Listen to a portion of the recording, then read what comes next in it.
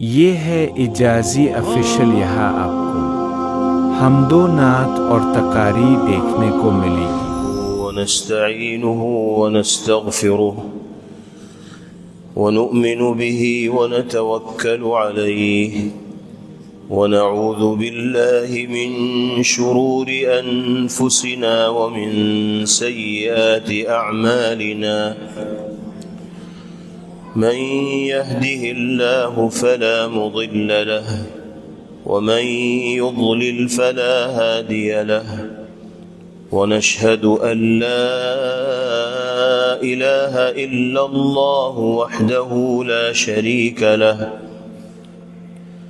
ونشهد أن سيدنا ونبينا وإمامنا وسندنا ومولانا محمدا عبده ورسوله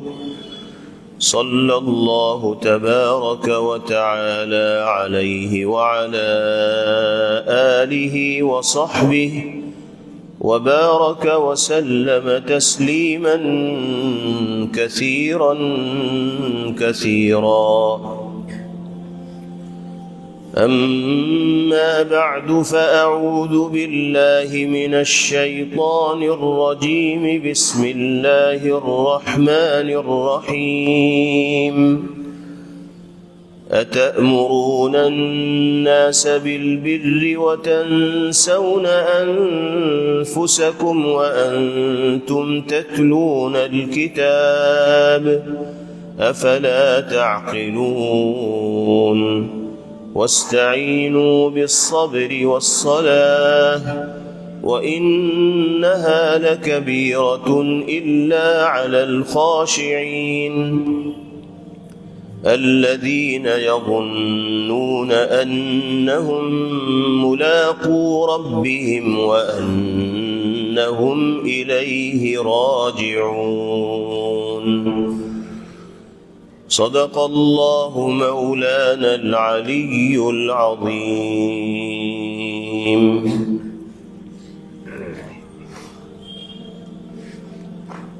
اللہ تعالی نے جتنے بھی آسمانی صحیفے انسانیت کی ہدایت و رہنمائی کے لیے حضرات انبیاء کرام علیہم الصلوات والتسلیم کے توسط سے دنیا میں بسنے والے انسانوں کو مرحمت فرمائے، ان میں ہر صحیفے میں پیغمبر آخر الزمان صلی اللہ تعالی علیہ وسلم کی شکل میں آخری نبی کے آنے کی خبر دی گئی، اطلاع دی گئی. یہود جو مکہ مکرمہ میں آباد تھے، توریت نامی آسمانی کتاب پر ایمان رکھنے والے تھے، اس میں بھی پیغمبر علیہ السلام کی آمد کی خبر دی گئی تھی، تفصیلات بتائی گئی تھی، حلیہ تک بتایا گیا تھا. عرب میں رہنے والے مشرکین کو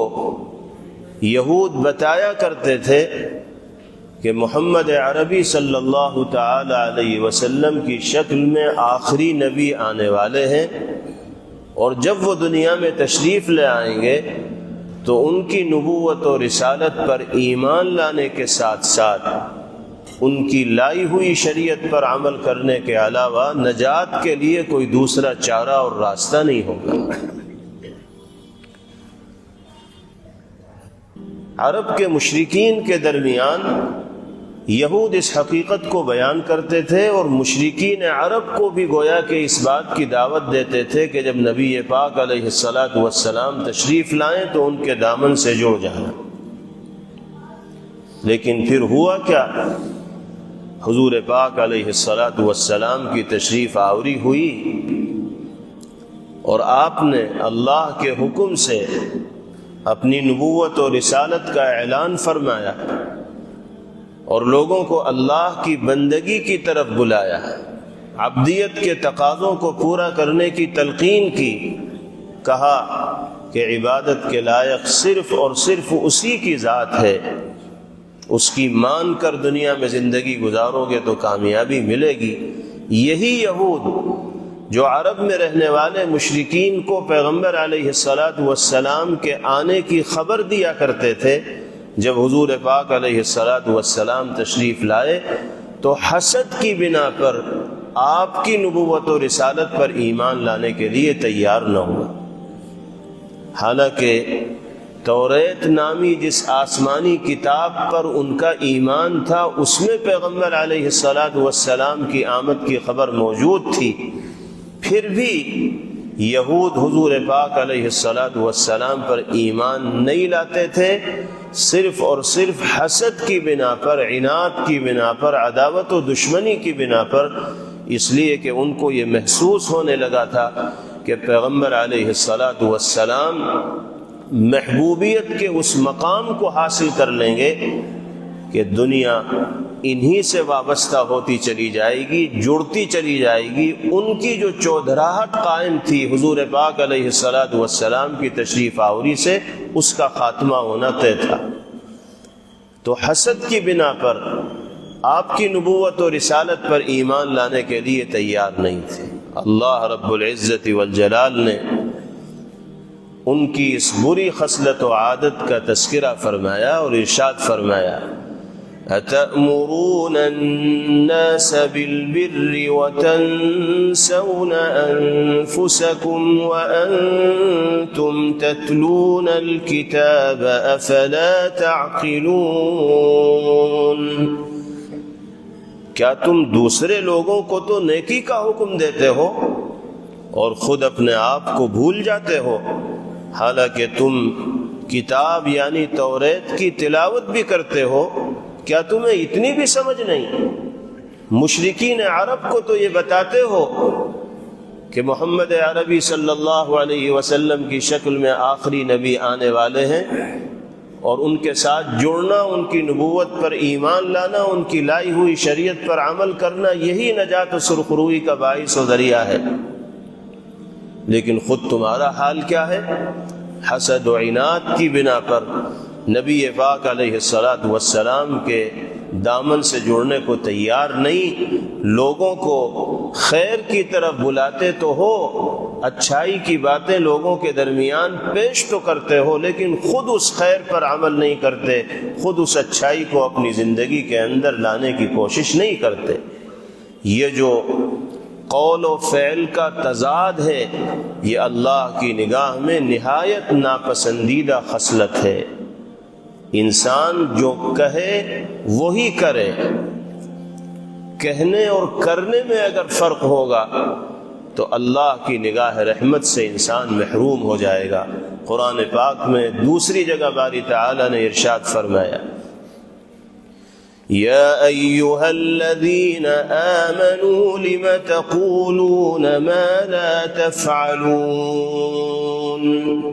اے ایمان والو، جو کام تم کرتے نہیں اس کو کہتے کیوں ہو؟ تمہارے قول و فعل کے اندر، کرنے اور کہنے کے اندر موافقت ہونی چاہیے، تضاد اور مخالفت نہ ہونی چاہیے۔ اگر انسان کے قول و فعل میں تضاد ہوگا تو دنیا کی بدنامی اور ذلت بھی اس کا مقدر بنے گی، اور آخرت کا خسارہ اور نقصان بھی اس کے حصے میں آئے گا۔ خاص طور پر وہ لوگ جو سماج میں اور معاشرے میں مہذب سمجھے جاتے ہیں اور لوگوں کو اچھائی کی طرف بلانے کا کام کرتے ہیں، برائی پر روک ٹوک کرتے ہیں، ان کے اندر اگر انسانی سماج کسی طرح کی بیماری کو دیکھے گا، کسی مرض کو دیکھے گا، کسی گناہ کو دیکھے گا، تو پھر ان کی نصیحت میں تاثیر باقی نہیں رہے گی،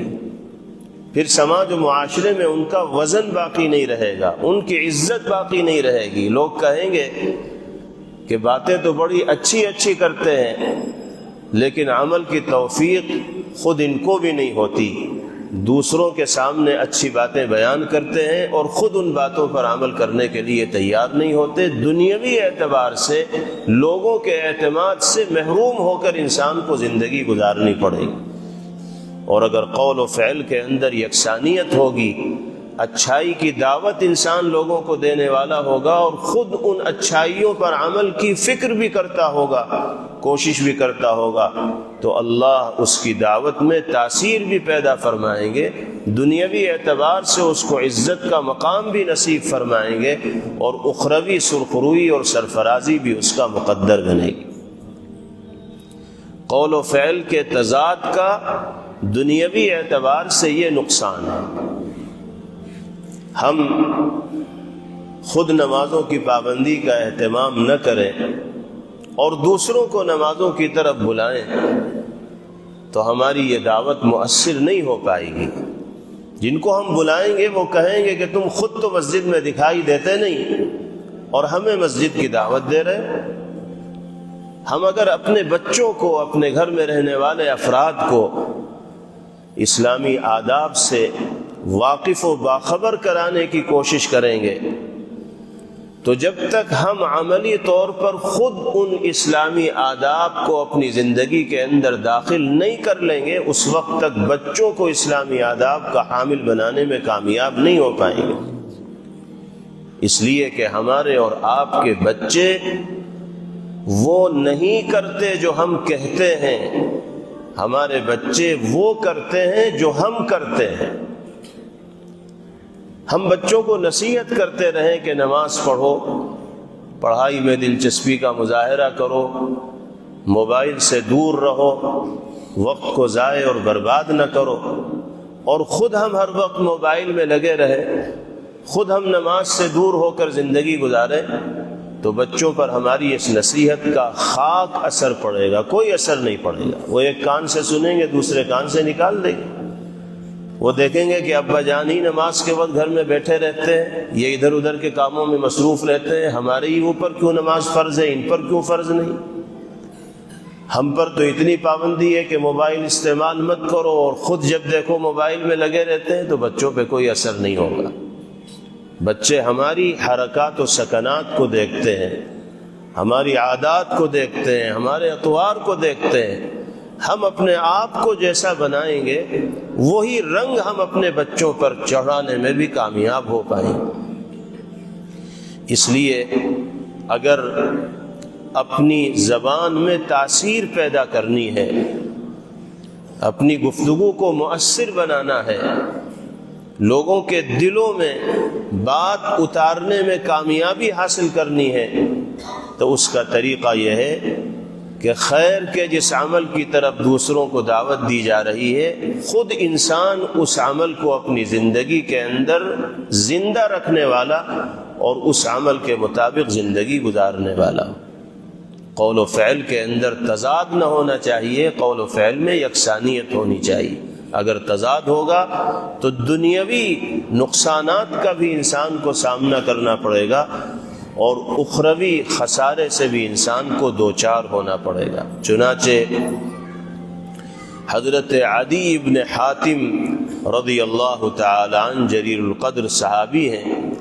نبی کریم علیہ الصلاۃ والسلام کا ارشاد گرامی نقل فرماتے ہیں، حضور پاک علیہ الصلاۃ والسلام نے ارشاد فرمایا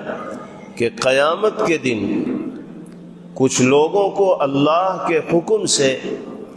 جنت کے قریب لایا جائے گا۔ یہ جنت کی نعمتوں کا اپنی آنکھوں سے مشاہدہ کریں گے، جنت میں جو خوشبوئیں ہوں گی ان کو محسوس کریں گے، اور اہل جنت جن نعمتوں سے سرفراز ہوں گے وہ نعمتیں ان کی نگاہوں کے سامنے آئیں گی، ان کا جی للچانے لگے گا، طبیعت مشتاق ہوگی کہ کاش کہ ہمیں بھی جنت میں داخلے کا موقع میسر ہو اور ان نعمتوں سے سرفراز ہونے کا موقع ہمیں بھی ملے۔ اللہ کے حکم سے ان لوگوں کو جنت کے بالکل قریب پہنچا دیا جائے گا، اور ان کو اس بات کا احساس ہونے لگے گا کہ اب جنت میں داخلہ دور نہیں ہے، بس اگلے پل ہم جنت میں جانے والے ہیں، خوشی کا کیا ٹھکانہ ہوگا۔ اسی وقت اللہ کی طرف سے فرشتوں کو یہ حکم دیا جائے گا کہ ان سب کو یہاں سے ہٹا لے جاؤ، جنت کے قریب سے ان کو ہٹاؤ اور جہنم کی طرف ان کو لے جاؤ، جنت میں ان کا کوئی حصہ نہیں ہے۔ حضور پاک علیہ الصلاۃ والسلام ارشاد فرماتے ہیں کہ اس موقع پر ان لوگوں کو جنت سے محروم ہونے کی وجہ سے جو حسرت ہوگی، جو افسوس ہوگا، اس سے پہلے کبھی انسانوں کی کسی جماعت کو اس طرح کی حسرت و افسوس نہیں ہوا ہوگا۔ اندازہ لگایا جا سکتا ہے، آنکھوں کے سامنے جنت دکھائی دے رہی ہو اور دل میں اس کا شوق ہو کہ اگلے ہی پل ہم جنت میں جانے والے ہیں، اور یہ خبر سنا دی گئی ہو کہ جنت میں تمہارا حصہ نہیں ہے، تمہیں تو جہنم کا ایندھن بننا پڑے گا، تو انسان خون کے آنسو روئے گا، افسوس میں مبتلا ہوگا۔ آپ نے فرمایا ایسا افسوس ہوگا کہ انسانوں میں سے کسی جماعت کو کبھی اس طرح کے افسوس کا سامنا کرنا نہیں پڑے گا۔ وہ لوگ کہیں گے کہ بار الہ، اگر ہمیں جنت سے محروم ہی کرنے کا فیصلہ تھا، جہنم ہی میں ہمیں بھیجنا تھا، تو یہاں لایا ہی کیوں گیا تھا؟ جنت دکھلائی ہی کیوں گئی تھی؟ ہمیں ڈائریکٹ جہنم بھیج دیا جاتا، جنت کے قریب لایا گیا، جنت کی نعمتوں کا مشاہدہ کرایا گیا، ہماری طبیعت مچلنے لگی، دل للچانے لگا، اور پھر محرومی کی مہر ہماری قسمت میں لگا دی گئی۔ ایسا کیوں کیا گیا؟ اللہ رب العزت والجلال کی جانب سے جواب دیا جائے گا کہ ہم نے جان بوجھ کر تمہارے ساتھ یہ عمل کیا ہے، اس لیے کہ تم دنیا میں بڑی اچھی اچھی باتیں کیا کرتے تھے، لوگوں کو خیر کی طرف بلایا کرتے تھے، جنت کے خواب دکھایا کرتے تھے، اور خود ان اچھائیوں کے اوپر تمہارا عمل تھا نہیں۔ تم تنہائیوں میں خلوت میں ہوتے تھے تو شرعی حدود کو پار کر جایا کرتے تھے، اور ہمارے غضب اور غصے کو مول لینے والے اعمال کیا کرتے تھے۔ آج تمہیں اپنی اس بدعملی کا خمیازہ اس شکل میں بھگتنا پڑے گا۔ اس حدیث پاک سے اندازہ لگایا جا سکتا ہے کہ دوسروں